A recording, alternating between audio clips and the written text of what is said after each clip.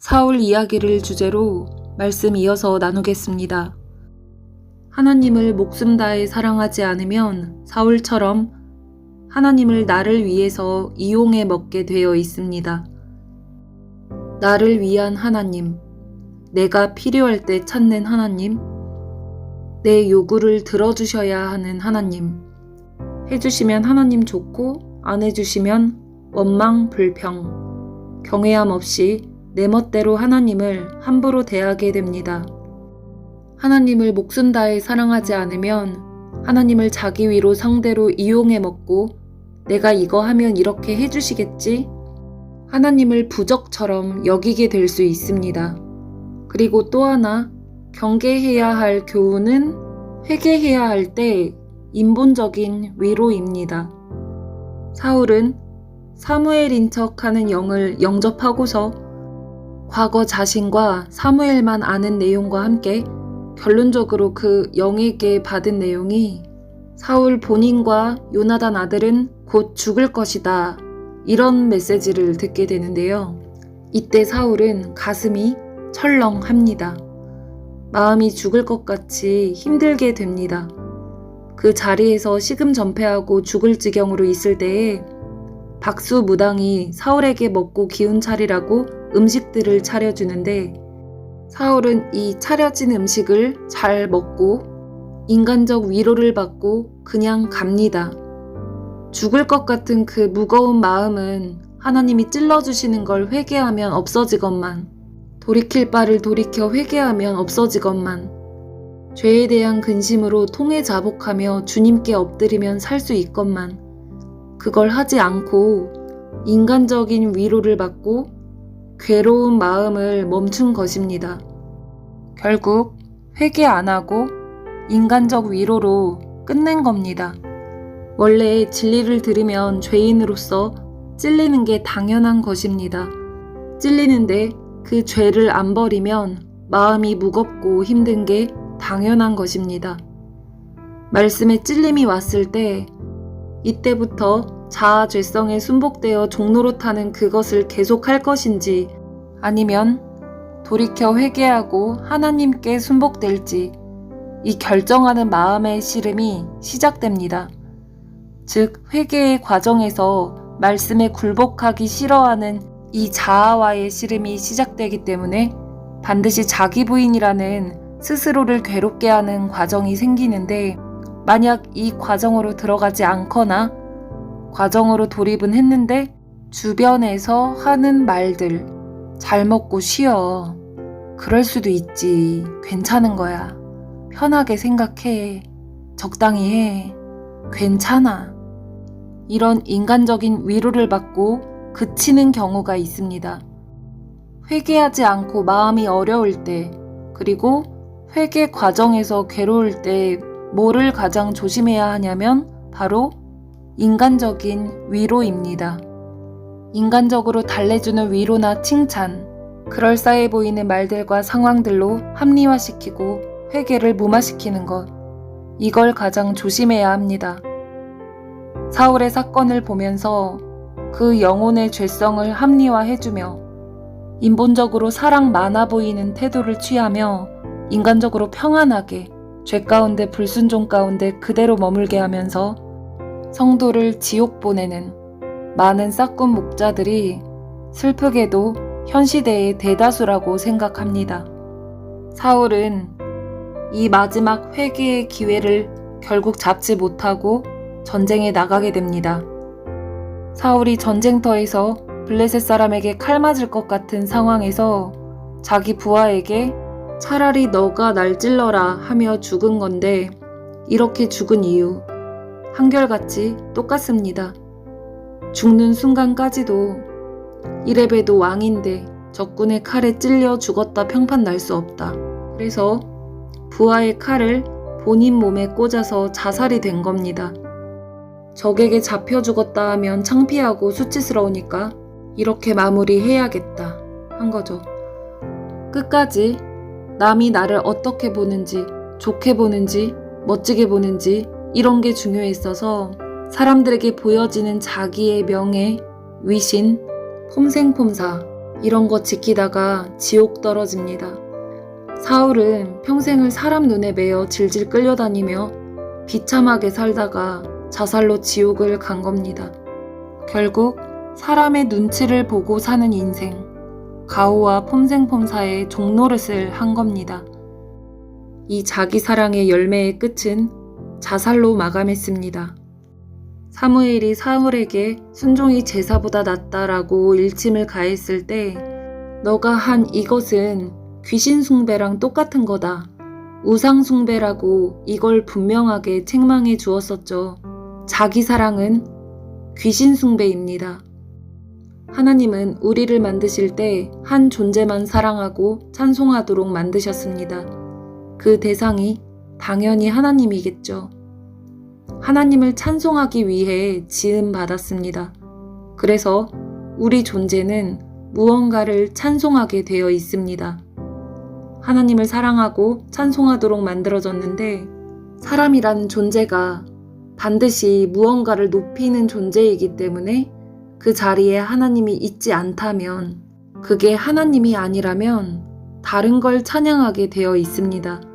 우리 인생의 보좌, 그 주인 자리에 하나님께서 계시지 않으면 다른 무언가를 그 자리에 반드시 두게 되어 있는데 돈, 외모, 명예, 건강, 자식, 그게 무엇이든 간에 최종적으로 다 자기를 위한 겁니다.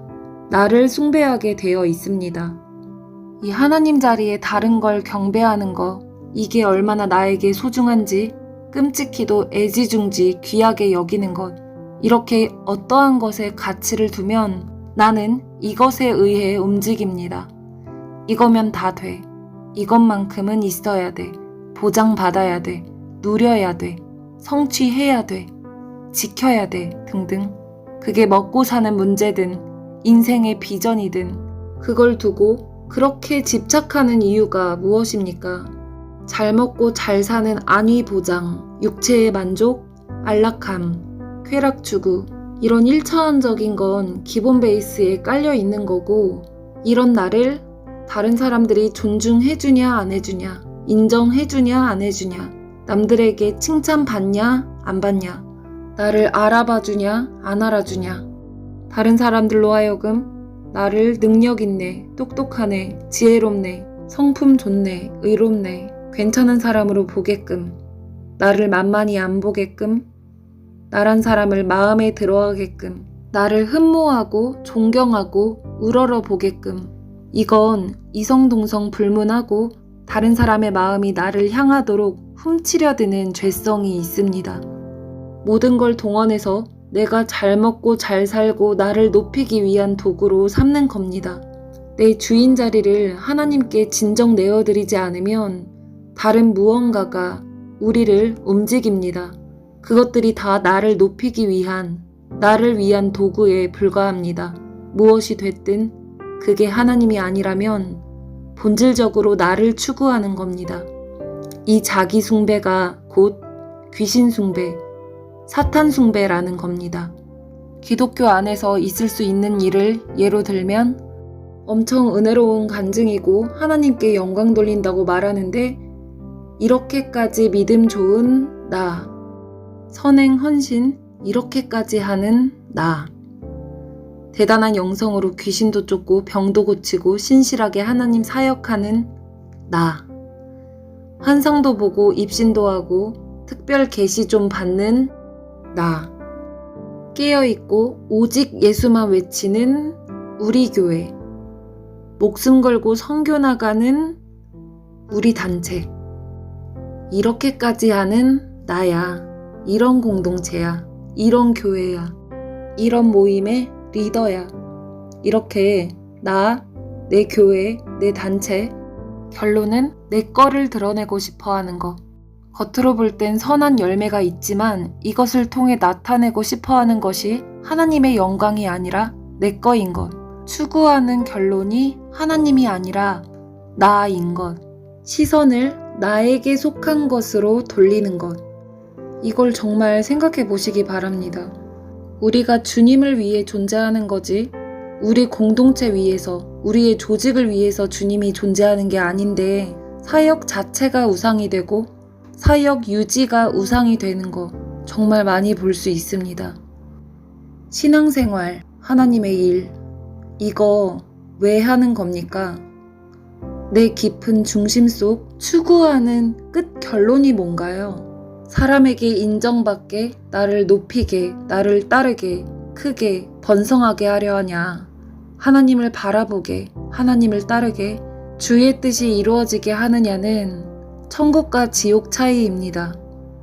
하나님의 일을 한다고 하면서 실상은 돈을 추구하거나 내가 뭘 좀 하면 인정받고 높임 받아야 되는데 무시당하고 안 알아주면 자원하는 마음으로 더 하고 싶지 않아지고 우울증까지 걸리는, 분명 선한 마음으로 베풀었는데 이에 대한 보답이 없으면 손해보는 것 같고, 이것은 여전히 하나님이 중요한 게 아니고 내가 중요한 상태입니다. 나를 지독히 끔찍히도 사랑하는 상태, 자기 숭배입니다. 그래서 이 자아라는 나란 존재는 모든 걸 합력하여 자기를 위하는 이기적이고 사악한 존재라는 것입니다. 존재 자체가 쇳덩어리입니다. 자기 숭배를 하는 것 자체가 하나님 앞에서는 끔찍한 음란함입니다. 자기 숭배는 사탄 숭배, 귀신 숭배입니다. 사람을 기쁘게 하려 한다는 건 나를 위한 정치질입니다. 나는 누구를 기쁘게 하려 하는가? 나는 누구 눈치를 보고 사는가? 사람 눈치를 보고 사는가? 아니면 하나님 눈치를 보고 사는가? 각자 생각을 해보면 좋겠습니다. 이 사람의 눈치를 보는 것은 여러 이유가 있을 수 있지만 기본적으로 자기 이미지, 자기 유익, 자기 방어, 자격지심 등 다 자기를 위한 마음에 붙들려 있기 때문에 그렇습니다. 자아는 태생적으로 이기적이라서 자기를 위해 탐욕을 부리며 조금이라도 아프고 불편하고 힘들고 성가시고 손해보는 거 싫어합니다. 그렇기 때문에 자기 입장에서 이것저것 판단해보고 계산기 두드려보느라고 사람 눈치를 봅니다. 중심이 하나님께 온전치 못하면 하나님을 대할 때 부담스럽고 껄끄럽게 됩니다. 하나님의 사람을 대할 때도 마찬가지입니다. 반면 하나님 앞에 당당하면, 주님 앞에 내 마음이 정직하고 진실되면 사람 앞에서도 당당치 못할 이유가 없습니다. 사람 눈치 안 보게 됩니다. 진정한 자유와 평안이 거하는 상태입니다. 하나님께 진실되게 대하면 사람에게도 진실되게 대하게 되어 있습니다. 하나님과 이웃에게 진실되게 대한다는 건 사람 속의 그 중심이 나에게 이익이 있냐 없냐, 손해를 보냐 안 보냐, 피해를 입냐 안 입냐, 내 체면 유지하기 위해, 대우받기 위해, 존중받기 위해, 괜찮은 사람으로 보이기 위해, 칭찬받기 위해 계산하지 않습니다. 내 입장 기준으로 계산하고 따지며 가면 쓰고 사람 눈치 보고 수위 조절하고 완급 조절하는 이런 이기적인 기브앤테이크가 아니라 주님 마음 따라 진실된 사랑으로, 진리의 사랑으로 대하게 되어 있습니다. 진리의 사랑은 나한테 잘해주냐 안 잘해주냐, 부드럽고 친절하고 상냥하냐, 나한테 샤방샤방하게 해주냐 안 해주냐, 굽신굽신 분위기 있냐 없냐, 이런 인본적 기준이 아닙니다. 단순히 겉보기에 말투나 행동이나 분위기, 스타일, 캐릭터 이런 게 어떠하든 어떠한 모양이든 상관없이 속 중심에 주님 마음으로 영혼을 진실되게 대하고 진리를 따라 대하는 사랑입니다. 하나님에게 있어 아들의 목숨값을 주고 살 만큼 내가 보배로운 존재인 것이 진짜 마음 가운데 확실히 믿어지면 내가 정말 하나님께 존귀한 존재로 여김받고 있음을, 사랑받고 있는 존재임을 알고 누리고 있을 때에 사람들이 나를 어떻게 보든지 욕하든지 말든지 아무 상관이 없어지는 것입니다. 나 같은 이 쓸데없는 자를 이토록 귀하게 여겨주시는 이 사랑을 알 때, 받을 자격이 없는데 거저 부어주시는 주님의 그 사랑 안에 거할 때, 그 사랑의 본질을 똑바로 깨닫고 그 안에 거하면 사람 눈치 안 보게 되어집니다. 내가 얼마나 주님 앞에 흉악한 죄인인지 알고 그럼에도 불구하고 거저 용서받고 은혜 받은 인간이라는 걸 진짜 알면 함부로 높은 마음 갖고 남에게 막대하게 되는 게 아니라 이웃도 하나님의 시선으로 바라보게 되기 때문에 귀하게 여겨집니다. 주님 안에 온전히 거할 때 세상 잣대로 내 기준으로 남을 함부로 깔보거나 사람 눈치 보고 주눅들거나 우월감이나 열등감이나 하는 이런 업다운 기복이 없어지는 겁니다. 나를 알아봐주냐 안 알아봐주냐, 나를 높이고 존중해주냐 안 해주냐, 무시하냐 안 하냐, 이것에 집중하는 마음은 내가 사람에게 인정받으려는 영적 음란함 때문에 그렇습니다. 나에게 잘해주지 않아서, 나를 부드럽게 안 대해줘서, 나를 존중 안 해주는 것 같아서 기분 나빠. 이렇게 상처받는 이유는 남들에게 내가 존중받고 대우받고 싶은 죄성 때문입니다. 나란 존재는 높아지고 귀한 취급받아야 마땅한데 안 그렇게 되면 상처받는 거죠. 이 상처는 상대방을 미워하고 판단하게 됩니다. 이런 상태에서 하나님께는 어떻게 대할까요? 내 감정, 내 기분이 더 중요하고 내 뜻이 더 중요하고 나 챙겨주는 게 더 중요하다 보니 하나님께 계속 징징댈 수 있겠죠. 지금 사람 눈치 보는 이유로 자기의 특성에 대해서 말씀을 드리고 있는데요. 이 자기 사랑에 취해 있을 때 나오게 되는 특징이 자기 연민입니다. 그래서 자기 연민 관련해서 몇 가지만 더 나눠보도록 하겠습니다. 하나는 피해의식입니다. 이 자아는 이기적이라서 항상 자기 입장에만 집중되어 있기 때문에 자기 자신을 돌아볼 줄 모르는 존재입니다. 본인의 죄성을 전혀 보지 못합니다. 누구나 그렇습니다. 모든 인간이 똑같습니다. 어둠으로 덮여있는 존재라서 그래요. 자신의 더러움을 볼 수 있는 눈이 없는 존재입니다. 그렇기 때문에 항상 남의 흠과 남의 잘못이 먼저 보입니다.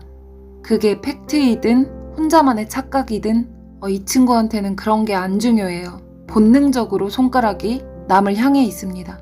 항상 남을 향해 있습니다. 저 사람이 그랬어. 저 사람 때문이야. 저는 이걸 남 탓 본능이라고 표현을 하는데 이게 자아의 대표적인 특징입니다. 아담과 하와한테 물려받은 거죠. 근데 이 남 탓에 좀 많이 붙들린 상태, 좀 많이 사로잡힌 상태, 많이 잠식된 상태, 남 탓 중독에 걸린 상태가 피해의식입니다. 보통 상처를 겪다 보면 쓴뿌리가 생기는데 이게 심해지면 항상 나는 잘못한 게 없는데 하필 내가 가는 곳마다, 하필 내가 만나는 사람마다 나쁜 경우만 겪어서 계속 문제가 생기고 공격당하고 괴롭힘 당하는, 본인은 늘 불쌍한 주인공으로 인식할 수 있습니다. 살다 보면 내가 피해자일 때가 있고 가해자일 때가 있고 쌍방이 복합적으로 일어나는 경우가 있을 수도 있는데 이 피해의식이 심하면 늘 자신은 피해자로만 여기는 상태에 이릅니다. 오히려 내가 먼저 죄성을 끼쳐서 그로 인한 인과응보를 겪을 수도 있는 건데 나를 돌아보지 못하고 눈앞에 보이는 것들로 문제를 삼습니다. 그게 사람이든 상황이든 이 피해의식은 어떤 경우이든지 내가 당하고 있다 단정짓는 것이 강하게 작용되는 상태입니다. 나만 피해봐, 나만 미워해, 나만 공격당해. 그럼 이게 어떻게 되죠?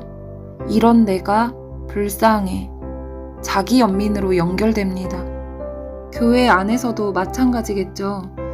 상대방의 잘못으로 시험 당할 때가 있을 수도 있고 반대로 내 잘못으로 상대가 시험 들 때가 있을 수도 있는데 어떤 상황에서나 내가 시험 당했다 생각할 수 있습니다.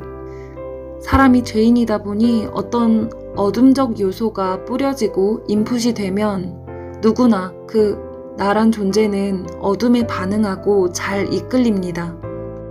이렇게 죄성이 자극이 될 때 타격은 받았지만 이런 어둠에 어둠으로 맞반응하지 않고 자기 부인하며 나아간다면 감사한 일입니다. 그런데 이 자기 부인하는 모습이 씩씩하면 좋겠지만 비틀비틀 힘겹게 걸을지라도 쓰러지지 않고 버티고 나아간다면 정말 감사한 것입니다. 이 과정 중에 문제를 잘 해결하기 위해 동역자와 의견을 나눌 수도 있고 상담을 받을 수도 있고 기도 요청을 할 수도 있고 이렇게 어둠에 지지 않기 위해서 여러 모양으로 노력해 나가야겠죠. 어떠한 시험이 와도 주님만 두려워하며 주님만 붙들며 주님 마음에 합한 자가 되기 위해 마음을 지켜야 합니다. 씨름 중에 애쓰다가 흠이 생길 수 있지만 작은 것에 무너지지 말고 끝까지 주님의 마음과 주님의 뜻에만 집중하며 앞만 보고 전진해야 합니다. 우리의 싸움은 혈과 육이 아니요 마귀와의 영적 싸움이기 때문에 인간적인 상황과 감정에 집중하면 무너집니다. 절대 그 상황과 감정에 집중하면 안 됩니다. 오직 주님의 사랑 그 안에 거하게 해달라고 기도하며 주님 마음에만 집중해야 됩니다. 만약 마구 요동치는 죄성을 정리하지 못하면 어둠에 사로잡혀서 똑같이 죄성을 부릴 수 있기 때문에 어떠한 경우든 나부터 먼저 돌아보고 주님께 긍휼을 구하며 마음을 지키는 것이 중요합니다. 이 피해의식을 정리하겠습니다. 원래 이 원죄의 DNA 자체가 자기 입장밖에 모르기 때문에 내 거는 안 보이고 눈앞에 상대의 흠만 인지합니다. 내가 잘못한 것보다 남의 잘못이 더 잘 보이고 남이 당하는 것보다 내가 당하는 게 더 잘 느껴지고 남이 아픈 것보다 내가 아픈 게 더 중요한 그런 성질을 갖고 있습니다. 이 자아에 세게 붙들려 있을수록 본인 입장 중심으로 편집과 각색이 일어나서 진실이 완전히 왜곡된 결론이 나올 수도 있습니다. 본인은 항상 피해자 입장의 스토리가 만들어지는 거죠. 이때 하나님께는 어떠한 양상이 나타날 수 있냐 하면 툭하면 하나님 탓하고 원망하고 불평하고 그럴 수 있겠죠. 그리고 자격지심이 있습니다. 사람마다 종교성 때문에 본인 기준으로 스스로 정하는 조건이 있습니다. 이런 조건이 있어야 이 정도는 되어야 잘 사는 거다, 행복한 거다, 괜찮은 사람인 거다, 이 정도는 되어야 당당하고 만족할 것 같다, 가치로운 삶이다 등등. 그런데 이런 기준에 자기 처지가 미달되면 우울할 수 있고 사람 눈치를 보게 될 수 있습니다. 나란 존재의 죄성상 높아지고 싶은 본능이 있는데 못 그러고 있는 상태이면 나는 아직 부족해, 못났어, 나는 못해, 나는 연약해 이런 생각들로 열등감을 느끼는 거죠. 나보다 더 나은 조건처럼 보이는 사람과 비교하면서 좋겠다, 부러워합니다. 자기가 조건에 만족되는 사람이 되고 싶은데 그렇지 못하고 있는 처지로 인식되어지면 그 조건 때문에 부러워하는 마음은 시기 질투로 이어질 수 있습니다. 사울도 하나님의 뜻과 하나님의 나라를 추구하는 마음이면 다윗의 백전백승이 기쁘겠지만 나를 추구하는 마음이었기 때문에 전쟁에서 계속 이기며 하나님의 뜻을 이뤄나가는 다윗을 칭찬할 일인데도 불쾌하고 질투가 난 것입니다. 나보다 더 조건이 좋아 보이고 나보다 더 높임받는 것 같고 나보다 더 특별한 것 같고. 그런데 정말 여러분, 하나님의 마음으로 다윗을 보면요, 정말 주님을 사랑하는 그 마음이 참으로 귀하고 사랑스럽고 어여쁘잖아요. 그의 중심이 주님께 경외함과 겸비함으로 나아가는 것에 그 믿음을 본받고자 하고 또 주의 나라가 확장되는 것에 함께 기뻐해야 할 텐데 사울의 중심이 자기 자신에게 집중되어 있기 때문에 다윗의 참된 가치를 보지 못하는 것입니다. 주님을 너무나 사랑하고 정직하게 그리고 믿음으로 담대하게 순종하며 나아가는 다윗의 그 중심을 귀하게 여기지 못하고, 아니 그런 건 보지 못하고 다윗이 결론적으로 누리는 복들, 그가 가진 외형적인 것들에 집중하는 것이죠. 결국 중심의 차이입니다. 어느 순간부터 사울이 정신이 나간 상태에서 창을 던지기 시작해서 초반에 다윗이 2번이나 죽을 뻔한 상황을 피하죠. 그 중심을 돌이키지 않은 사울은 결국 다윗을 질투하는 마음이 저놈을 죽여야겠다까지 갑니다. 이 질투 때문에 눈 새빨개져서 다윗을 죽이려 쫓아다닙니다. 우리는 나의 어떠함과 사람들이 어떻게 보든 상관없이 하나님 나라의 진격, 하나님 나라와 뜻이 이루어지는 것이 나의 중심이고 목적이 되어야 합니다. 하나님께 중심이 있지 않는 모든 인간은 인생의 모든 경험과 인간관계와 지식 이런 거 다 동원해서 자기 우상을 추구하며 합력해서 죄를 이룹니다. 자아숭배라고도 합니다. 중심이 하나님 아닌 다른 걸 택하면 내가 선택한 그 자유의지로 내가 죄의 문을 스스로 열어주는 것이고, 합법적으로 마귀가 역사하여 이 귀신에게 종노릇하며 점점 양심에는 화인을 맞고 끝까지 돌이키지 않으면 결국 사울처럼 귀신 들릴 수 있는 것입니다. 정말 중요한 건 매 순간 하나님과 은밀한 관계 가운데 내 마음 중심으로 무엇을 택하느냐가 관건입니다. 이 자격지심이 있을 때에 하나님께는 종의 멍에를 맬 수 있습니다. 이 종의 멍에가 뭐냐면 나의 어떠한 조건에 따라 하나님께 당당하거나 당당치 못하거나 하는 겁니다.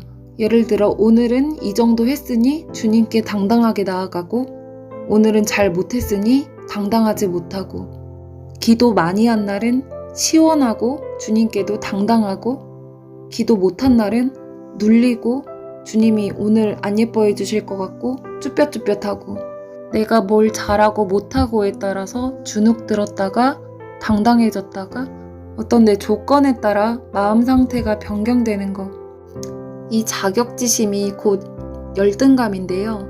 이 열등감과 우월감은 똑같은 겁니다. 자기의 어떤 조건에 따라서 열등감을 느끼거나 우월감을 느끼거나 중심이 자기 자신에게 집중되어 있을 때 이런 감정의 기복을 많이 느낄 수 있는 거죠. 이 사울을 주제로 해서 열등감을 좀 집중적으로 나눴는데, 열등감과 우월감 둘 다 본질은 똑같습니다. 내가 높아지고 싶은 마음, 교만한 마음에서 파생되는 열매들입니다. 다음 영상에서 자기연민 관련하여 이어서 이야기 나누겠습니다.